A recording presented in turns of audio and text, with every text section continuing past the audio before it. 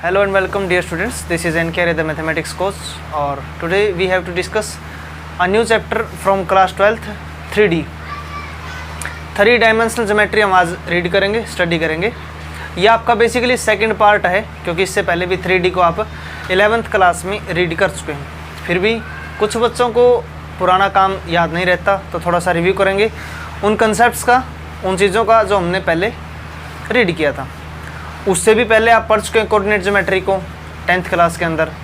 10th class में आपका 7 chapter था, वहाँ पर भी आप कोऑर्डिनेट ज्योमेट्री को रीड करते थे। उसके बाद 11th में आपने 3D सिस्टम को रीड किया जहाँ 3 डायमेंशन को आप रीड करते थे। यहाँ पर उसका सेकंड पार्ट है, जैसा आपको हम पहले बता चुके हैं। ये वाला कंसेप्ट बेसिकली आपका बिल्कुल लगभग 80% मिलता जुलता रहेगा आपका वेक्टर से, यानी कि जिस बच्चे ने वेक्टर को रीड कर रखा है उसको 3D पढ़ने में बहुत कम परेशानी होगी ही नहीं, क्योंकि सारे के सारे कंसेप्ट लगभग आपके वही चलेंगे, डायरेक्शन, रेशो, डायरेक्शन, कोसाइन वगैरह वेक्टर की फॉर्म में। बस आपको इस चैप्टर में क्या लाभ रहेगा, इस चैप्टर में ये लाभ रहेगा, यहाँ पर बहुत सारे क्वेश्चन को आपकी इच्छा के अनुसार आप वेक्टर में सोल्व कर भी सकते हो, विदाउट वेक्टर की फॉर्म यानी कि स्केलर पॉइंट के अंदर भी सोल्व कर सकते हो। लेकिन वेक्टर वाले चैप्टर में आपको ये सारी चीज़ें वेक्टर की फॉर्म में ही सोल्व करनी होती थी।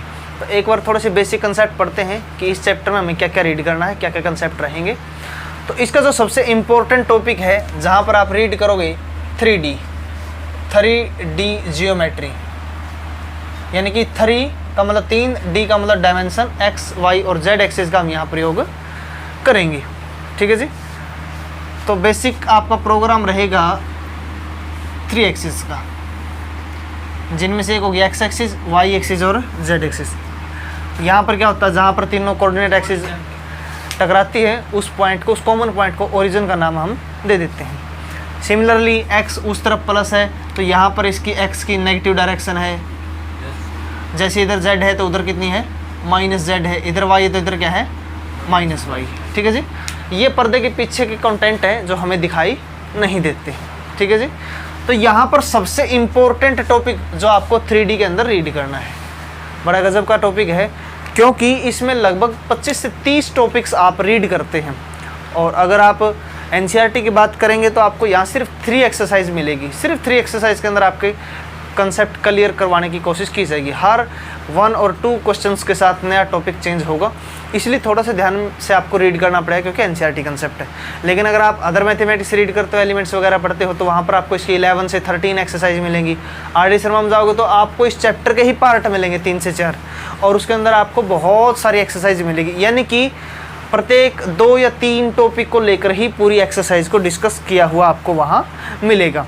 NCERT में क्या मिलेंगे, वही सारे टॉपिक, लेकिन हर एक टॉपिक के ऊपर सिर्फ मात्र 1 या 2 क्वेश्चन आपको देखने को मिलेंगे। फिर भी हम कोशिश करेंगे, एक बार ये वाला पोर्शन आपका NCERT से है, इसी चैप्टर की अनदर वीडियो अनदर मैथमेटिक्स के अंदर आपको मिल जाएंगी, तो वहाँ पर भी आप इनको रीड कर सकते हैं। जिन बच्चों को ज़्यादा काम करना है, ज़्यादा क्वेश्चन करने हैं, ज़्यादा प्रैक्टिस करनी है, जिनको NCERT कवरअप करना है उनके लिए सफिशिएंट है। NCERT के अंदर point to point, question to question आपको सारी चीज़ें रीड करवाई जाएंगी, बेसिक बताया जाएगा। तो इस चैप्टर के अंदर, इस चैप्टर की तीनों एक्सरसाइज के अंदर सिर्फ 2 ही टॉपिक बार बार चलेंगे, जिनमें से एक नाम है जो इम्पोर्टेंट टॉपिक आपके, यानी कि बार बार डिटेल में आपको ध्यान रखना है। इस पूरे चैप्टर में direction ratio and direction cosine का ही कंसेप्ट आपका चलेगा। सिर्फ 2 ही टॉपिक चलेंगे, डायरेक्शन रेशो और डायरेक्शन कोसाइन। अगर फिर भी किसी बच्चे को समस्या है कि डायरेक्शन रेशो, डायरेक्शन कोसाइन का कंसेप्ट पहले से नहीं आता, तो आप इससे पहले वाले चैप्टर वेक्टर की सारी की सारी प्रॉपर वीडियो डाल दी गई है, तो वहाँ से आप डायरेक्शन रेशो, डायरेक्शन कोसाइन का हमारा कॉन्सेप्ट देख सकते हैं, हमारी वीडियो को समझ सकते हैं। फिर भी हम बात करते हैं यहाँ पर कि कैसे हम बात करेंगे। तो क्या होता है कि अगर हम इसकी बात करें, इन एक्सिस को अगर हम यहाँ से इनके नेगेटिव पोर्शन को बिहाइंड द बोर्ड अगर इसको सोच के हम चलें और सिर्फ यहाँ हम उस पोर्शन को देखते हैं जो हमें सामने से दिखाई देता है। जैसा कि आपको पता है कि जो Z एक्सिस है ये आपके परपेंडिकुलर होती है आपकी तरफ इसकी, लेकिन इसको हम दिखा नहीं सकते क्योंकि हमारा जो बोर्ड है वो किसकी फॉर्म में होता है, 2 डायमेंशन में। इसलिए 2D में है तो हमें 3rd एक्सिस इसी के ऊपर ही दिखानी पड़ती है। तो यहाँ पर ओरिजिन की बात है, यहाँ पर आपको कोई पॉइंट A मिलेगा, A पॉइंट हो सकता है, P पॉइंट हो सकता है, जिसके वेरिएबल हम A, B, C भी ले सकते हैं। इसका बेसिक मीनिंग क्या होता है, ये पॉइंट आपका कहाँ पर है, स्पेस के अंदर है, एग्जैक्टली XY एक्सिस में नहीं है। अगर ये XY प्लेन के अंदर होता तो सी की जगह 0 होता, क्योंकि इसमें z नहीं होता।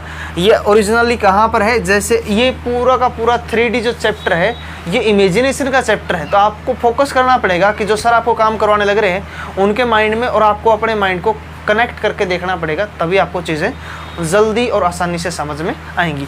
तो मैं जैसे बात कर रहा था कि जैसे z एक्सिस आपकी तरफ है और ये जो P पॉइंट है यहाँ पर ओरिजिन पे है, ये बोर्ड के ऊपर नहीं है, ये बिल्कुल स्पेस के अंदर है। तो स्पेस के अंदर होने का मतलब क्या है, जब यहाँ से इसको चेक करते हैं, आप समझने का प्रयास करना, जैसे हम इसको x एक्सिस के ऊपर मिला करके देखते हैं तो ओरिजिन से 1 2 3 4 हमने कितने कदम बढ़ाए हैं, उसी प्रकार y एक्सिस की तरफ देखेंगे और उसी प्रकार जैसे यहाँ z थ्योरी पॉइंट यहाँ पर था तो परपेंडिकुलर ड्रा करेंगे तो ओरिजिन से 1 2 3 4, यानी कि जो ये पॉइंट आपको मिलेंगे A B C, इनकी जगह आपको न्यूमेरिकल वैल्यू मिलेगी 5 10 20 30 माइनस के प्लस के। माइनस का मतलब क्या होता है कि वो जैसे मान लिया x अगर माइनस का तो x की नेगेटिव डायरेक्शन में है, y नेगेटिव है तो y की नेगेटिव डायरेक्शन में। ये सारी चीज़ें आप 9th क्लास में ही पढ़ चुके हैं, प्लस माइनस का तो आपका चक्कर।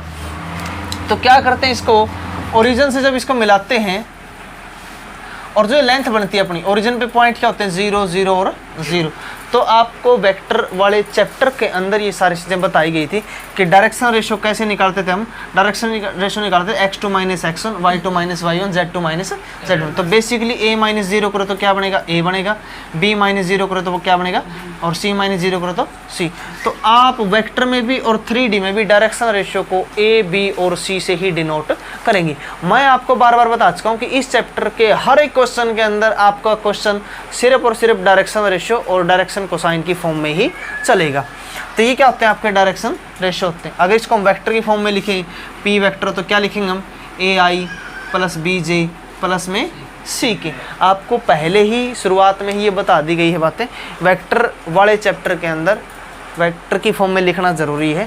3D के अंदर आप वेक्टर और स्केलर दोनों ही फॉर्म में क्वेश्चन को सोल्व कर सकते हैं। तो फर्स्ट एक्सरसाइज में थोड़े से छोटे से कंसेप्ट आपके चलेंगे, सेकंड एक्सरसाइज में तो हम बिल्कुल डिटेल में पढ़ेंगे कि वेक्टर और कार्टेशियन फॉर्म में क्या अंतर होता है, यानी कि वेक्टर और स्केलर फॉर्म दोनों ही सोल्व करना सीखेंगे। तो यहाँ पर डायरेक्शन रेशियो को ए बी सी से डिनोट करते हैं। अगर आपको डायरेक्शन कोसाइन फाइंड आउट करने हैं, वैसे ही निकालेंगे जैसे पहले निकालते थे। तो कैसे निकालते थे, डायरेक्शन रेशियो के बाई में इनका मैग्नीट्यूड, तो क्या करेंगे, अंडर द रूट a का स्क्वायर प्लस b का स्क्वायर प्लस में c का स्क्वायर। बेसिकली b के नीचे भी क्या रहेगा आपका, a का स्क्वायर b का स्क्वायर और इसी प्रकार से किसके नीचे रहेगा, c के नीचे।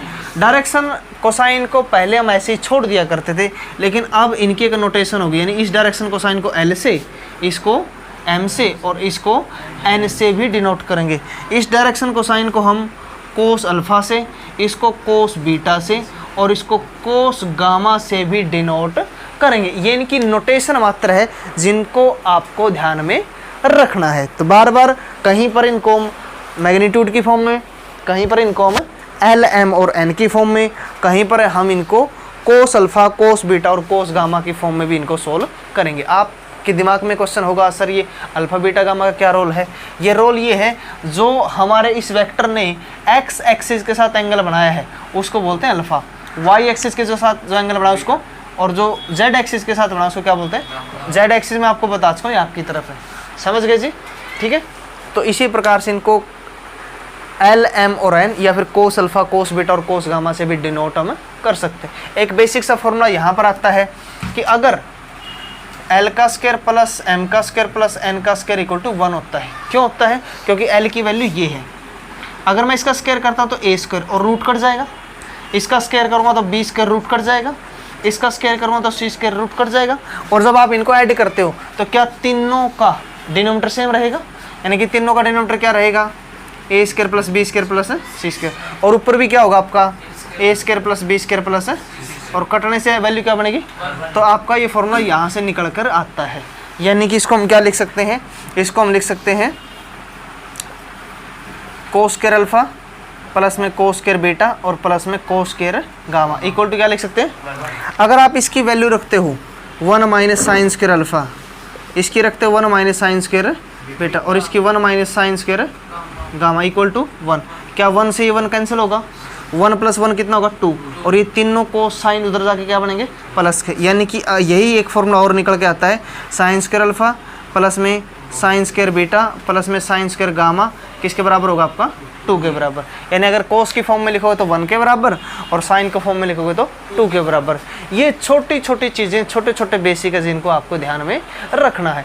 आप सिर्फ मात्र एक बार बुक के अंदर से रीड करके भी इन कंसेप्ट को समझ सकते हैं आसानी से, और इससे ईजी आपको मिलेगा भी नहीं। तो मैंने आपको कुछ क्वेश्चंस बताए हैं, कुछ चीज़ें बताई हैं जिनको हम इस एक्सरसाइज के अंदर यूज़ करेंगे। बेसिकली थोड़ी सी और बातें करते हैं। यहाँ पर एक टॉपिक आएगा आपका कि अगर आपको वेक्टर की बजाय 2 पॉइंट दे दे, उन पॉइंट के डायरेक्शन रेशियो कैसे निकालते हैं। फिर डायरेक्शन रेशियो से डायरेक्शन कोसाइन में बदलना तो इजी प्रोसेस है, ठीक है। अगर आपको किसी ट्रायंगल के पॉइंट दे दे, उसकी साइड के डायरेक्शन कोसाइन निकालने हो तो वही प्रोसेस रहेगा, पहले उसका डायरेक्शन रेशियो निकालेंगे और बाद में उसका डायरेक्शन कोसाइन निकालेंगे। इसी प्रकार से आपको क्वेश्चन दिया जा सकता है 3 पॉइंट दे दे, तीनों पॉइंट को कोलिनियर प्रूफ कीजिए, उसको भी हम डायरेक्शन रेशियो डायरेक्शन कोसाइन का यूज़ करके हम फाइंड आउट कर सकते हैं। यानी कि जितने कंसेप्ट या जितने टॉपिक हमने वेक्टर वाले चैप्टर के अंदर यूज़ किए थे उन्हीं का सेम हम यूज़ 3D के अंदर भी करेंगे और 3D की कुछ नई प्रॉपर्टीज़ को हम सोल्व करना सीखेंगे। तो एक बार थोड़ी सी चीज़ें बात करते हैं 2 पॉइंट को लेकर के, फिर उसके बाद हम क्या करेंगे, क्वेश्चन करेंगे, एक्सरसाइज करेंगे।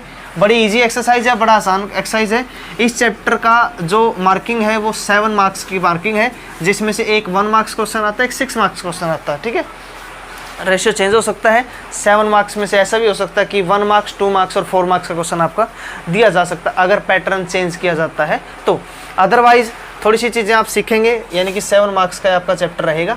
अगर आपको 2 पॉइंट गिवन है, जैसे एक पॉइंट आपके पास एक है x1 y1 और z1, क्योंकि 3D की बात है 3 पॉइंट आपके पास होंगे कोऑर्डिनेट x2 y2 और z। अगर आपके पास पॉइंट है और आपको निकालना है डायरेक्शन कोसाइन किसके, AB के, तो पहले निकालेंगे डायरेक्शन रेशियो ऑफ AB, ठीक है जी। तो कैसे निकालते थे हम, वही लिखते हैं position vector of B minus में पोजीशन वेक्टर ऑफ A, ऐसा आप वेक्टर में करते थे, यानी कि B में से A को माइनस करेंगे। ये तब करते थे जब हमें वेक्टर की फॉर्म में फाइंड आउट करना हो। तो अगर आप स्केलर की फॉर्म में निकाला तो डायरेक्ट निकाल सकते हैं, यानी B माइनस A क्या बनेगा, ये x2 माइनस x1 और y2 माइनस और उधर कितना बनेगा z2 माइनस z।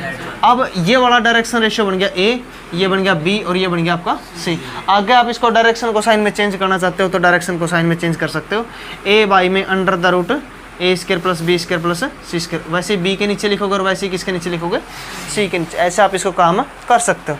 दूसरी बात, अगर आपको पहले ही किसी वेक्टर के कोऑर्डिनेट एक्सिस के साथ एंगल दे दिए जाएं, यानी कि अल्फा बीटा और गामा की वैल्यू दे दे, तो हम अल्फा बीटा गामा की वैल्यू पुट करके भी डायरेक्शन कोसाइन निकाल सकते हैं। क्यों, क्योंकि डायरेक्शन कोसाइन क्या होता है अपने पास, कोस अल्फा कोस बीटा और कोस गामा।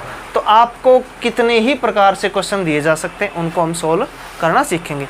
कोलिनियर का मतलब क्या होता है कि तीनों पॉइंट एक ही लाइन में। अब जरूरी नहीं कि C पॉइंट आगे होगा, C बीच में भी हो सकता है। तो कोलिनियर पहले भी कैसे करते थे, AB के डायरेक्शन रेशियो निकालेंगे, BC के निकाल देंगे और दोनों लैम्डा टाइम इक्वल आ जाएंगे, 2 टाइम 3 टाइम 4 टाइम 6 टाइम ऐसा इक्वल आ जाते हैं, यानी कि उसको हम बोलते हैं प्रोपोर्शनल। क्या बोलते हैं उसको, तो अगर डायरेक्शन रेशियो 2 लाइन के प्रोपोर्शनल आ जाते हैं तो या तो लाइन पैरेलल होती है या फिर क्या होती है वो कोलिनियर। अगर कोई पॉइंट कॉमन आता है तो कोलिनियर है और कोई पॉइंट कॉमन नहीं आता तो क्या है वो पैरेलल है। इस प्रकार के कंसेप्ट हम इसमें यूज पहले भी करते आए हैं, अभी भी करेंगे और आगे भी जितनी एक्सरसाइज है उनके अंदर भी डायरेक्शन रेशियो और डायरेक्शन कोसाइन का ही बेसिक कंसेप्ट आपका काम करेगा।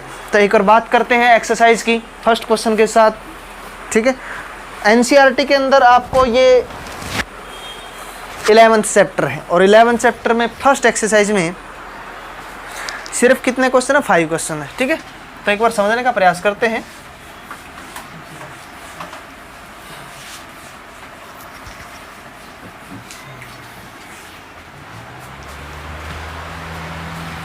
फर्स्ट क्वेश्चन, ऐसा गिवन दे दिया इसने, angle with coordinate axis.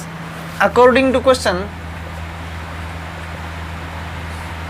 Angle of a line with coordinate axis क्या दे दिया भाई इसने, एक दे दिया 90 डिग्री, 135 और 45, यानी x।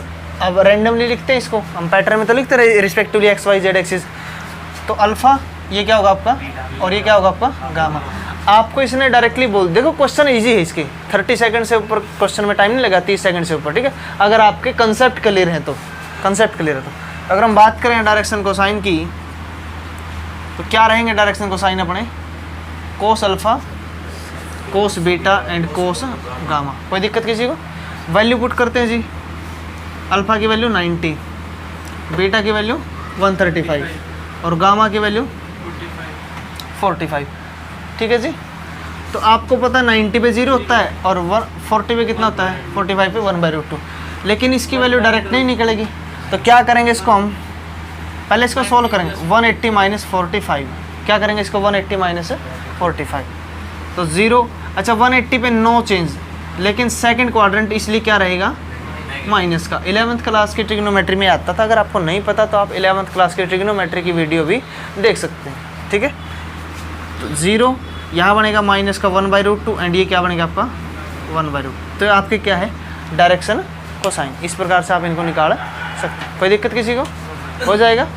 इसके बाद बात करते हैं नेक्स्ट की, सेकंड क्वेश्चन। अभी हम बात करें एनसीईआरटी की।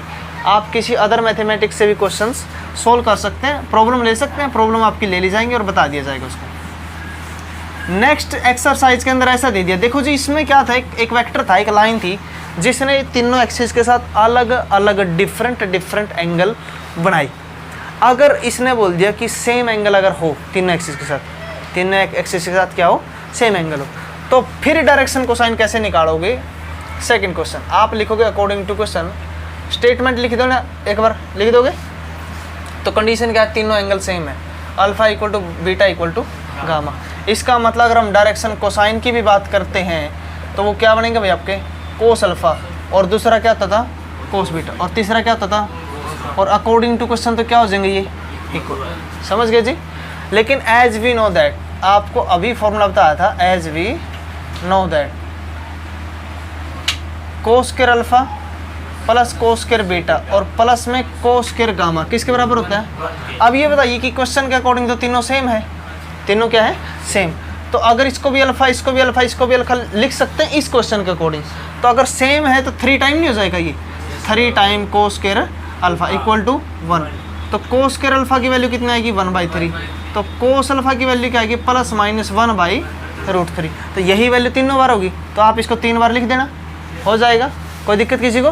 मैं आपको बता सकता हूँ कि अगर आपका कंसेप्ट क्लियर है तो आपको किसी भी क्वेश्चन को सोल्व करने में 30 सेकंड से ऊपर टाइम नहीं लगेगा। ठीक है जी।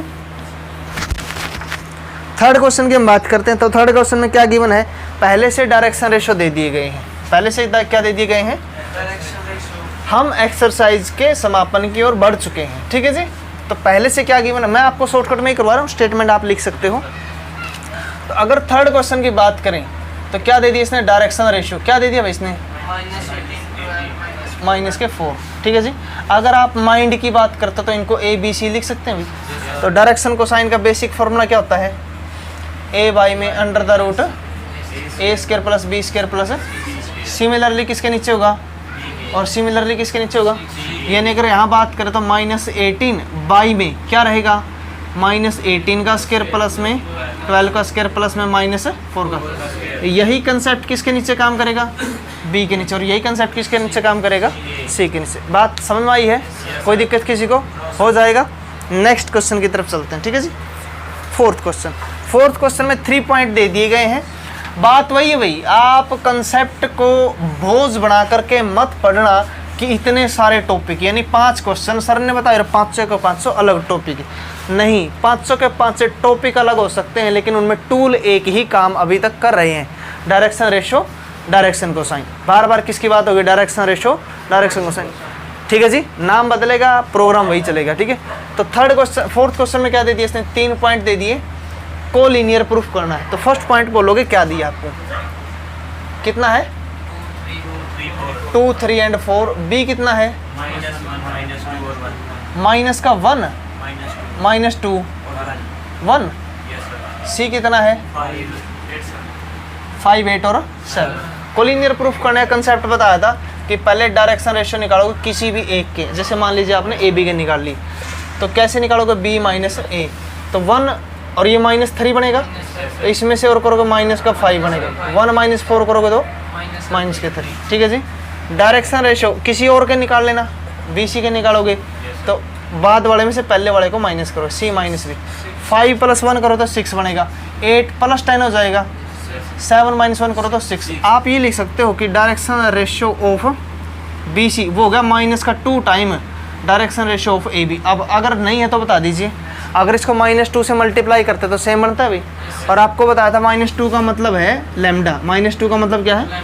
अगर दो लाइन के direction ratio lambda time equal आ जाते हैं, लैम्डा की वैल्यू प्लस माइनस कुछ भी हो सकती है, जैसे यहाँ पर -2 थी, तब हम बोल सकते हैं कि lines are may be parallel may be collinear. आपको ऐसा लाइन के अंदर लिखना है। But there is B is common point. B is क्या है?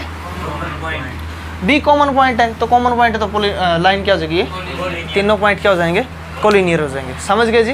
कोई दिक्कत किसी को? आगे क्वेश्चन आएगा जहाँ पर आपको 4 पॉइंट दिए मिलेंगे ए बी सी डी, तो आप ए बी के डायरेक्शन रेशियो निकालोगे, बी सी के निकालोगे, दोनों क्या आएंगे? 2 टाइम 3 टाइम इक्वल आ जाएंगे, लेकिन कोई पॉइंट कॉमन नहीं होगा। तब हम लिखेंगे लाइन क्या है? पैरेलल है। तब क्या लिखोगे आप? पैरेलल। 5th क्वेश्चन आपके पास है, एक ट्रायंगल के वर्टिसेस दिए हैं, उसकी तीनों ही साइड के डायरेक्शन कोसाइन निकालने। समझने की कोशिश करें। वन साइड के मैं आपको फाइंड करके दिखाता हूँ, उसके बाद बाकी 2 के आप फाइंड करोगे। ठीक है? समझिए क्या है ये क्वेश्चन का कंसेप्ट। कुछ इस टाइप का है कि आपको एक ट्रायंगल दिया है, उसको हम लेट कर लेते हैं ए बी और सी वर्टेक्स। आप बोलोगे ए के वर्टिसेस क्या है? कितने? 3 5 और -4। बी क्या है? और सी क्या है? -2। इसने बोल दिया इसकी तीनों ही साइड के डायरेक्शन को साइन निकालते हैं। देखो जी, एकदम से कोई भी काम कंप्लीट नहीं होता। किसी भी काम की शुरुआत हमें किसी एक विशेष पॉइंट से शुरू करनी पड़ती है। तो तीनों साइड के निकालने, तीनों साइड को आप बोझ मत लीजिए, इतना कन्फर्म है जैसे एक के निकलेंगे वैसे ही तीनों के निकलेंगे। ठीक है जी? तो डायरेक्शन को साइन निकालने के लिए पहले डायरेक्शन रेशियो निकालने जरूरत होते हैं, ये आपको पता है। और डायरेक्शन रेशियो निकालने के लिए 2 पॉइंट होने जरूर होते हैं, अपने पास पहले ही 3 है। तो पहले इसके डायरेक्शन रेशियो निकालेंगे। ठीक है जी? तो आप given point A B C वगैरह वर्टिसेस लिखोगे तो पहले निकालेंगे हम डायरेक्शन रेशियो किसके भाई? ऑफ ए बी के। कैसे निकालेंगे? बी माइनस ए, यानी कि -1 में से 3 करोगे -4, 1 -5 करोगे तो -4, 2 + 6 बन जाएगा। 2 माइनस में -4 करो तो क्या बनेगा? +6। अब इनको हम क्या मान सकते हैं दिमाग के अंदर? ए बी और सी। तो डायरेक्शन कोसाइन आपको बता दिया गया है कि क्वेश्चन का नाम बदला है, काम वही है, डायरेक्शन रेशियो और डायरेक्शन कोसाइन। तो क्या रहेगा? -4 में √, इसका स्क्वायर क्या होगा? 16, फिर 16 + 36। सेम प्रोग्राम किसके रहेगा? आगे, और सेम प्रोग्राम किसके नीचे रहेगा? नेक्स्ट वाले में।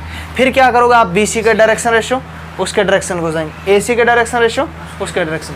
इस प्रकार से एनसीईआरटी के अंदर से आपकी फर्स्ट एक्सरसाइज कंप्लीट होती है। इन्हीं टॉपिक का, इन्हीं डायरेक्शन रेशियो, डायरेक्शन कोसाइन का यूज़ करते हुए हम आगे बढ़ेंगे। और नेक्स्ट एक्सरसाइज से गारंटीड एक क्वेश्चन आता है जो 6 मार्क्स का होता है, तो उसके लिए नेक्स्ट वीडियो ज़रूर देखनी है। और बहुत सारे टॉपिक इस चैप्टर के अंदर रीड करने लायक हैं, आपके माइंड के लेवल को, आपके दिमाग के सतर को बढ़ाने के कामयाब आएंगे। ठीक है जी? तो उसके लिए देखें नेक्स्ट पार्ट।